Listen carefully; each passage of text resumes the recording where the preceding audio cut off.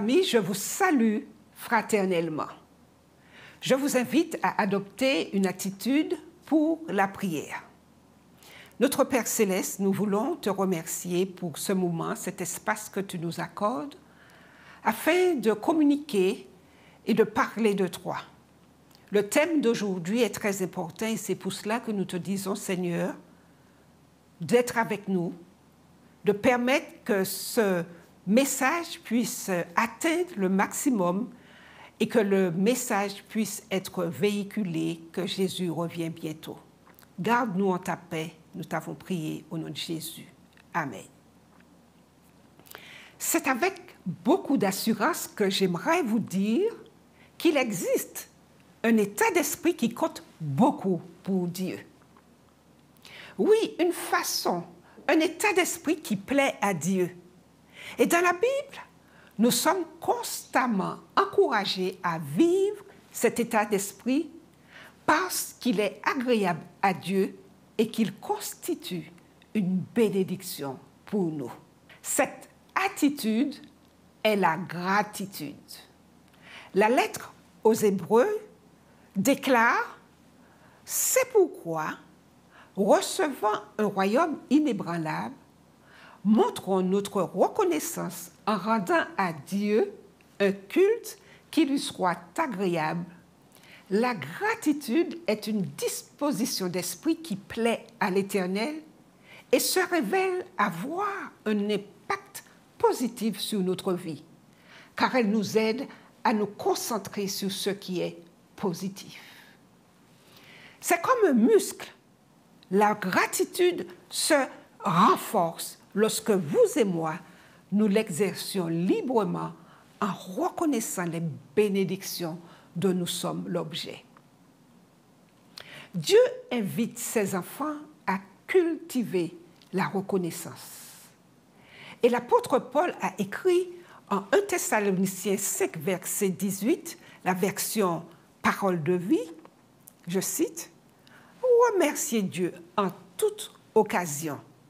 C'est ce qu'il attend de vous qui êtes unis au Christ Jésus. » Mais que signifie remercier? Remercier signifie être reconnaissant pour un bienfait reçu. Développons un cœur reconnaissant et une attitude de gratitude ouvrant les yeux sur les détails les plus beaux et délicats de la nature, par exemple, mais aussi c'est une preuve d'affection de la part des autres. La gratitude fait naître la reconnaissance, notamment pour les bénédictions simples, sans exiger la perfection.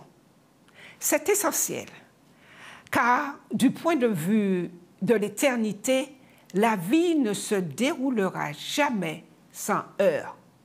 Cependant, la vie n'a pas besoin d'être parfaite pour être appréciée. La beauté croise notre vie. Elle nous accueille de multiples façons. Le parfum d'une fleur, la grandeur du ciel étoilé par une nuit claire, le scintillement affectueux dans les yeux d'un ami sont autant de beauté que Dieu a préparé pour ceux qui l'aiment. Garder un esprit de gratitude aide à nous détacher de pensées fouilles de notre imagination par lesquelles il est impossible de remarquer les bénédictions réelles dont nous jouissons.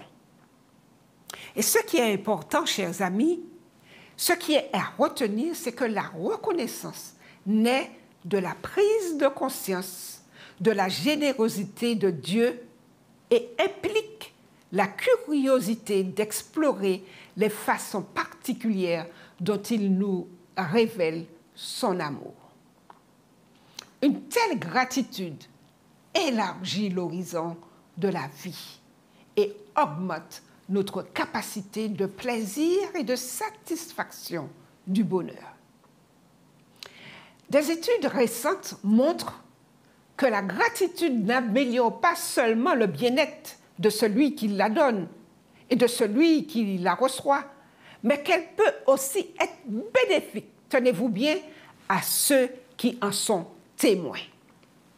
Selon un article récent du New York Times, le fait d'observer un acte de gratitude entre deux personnes peut amener les observateurs à ressentir plus de chaleur et d'affinité à l'égard de ces deux personnes.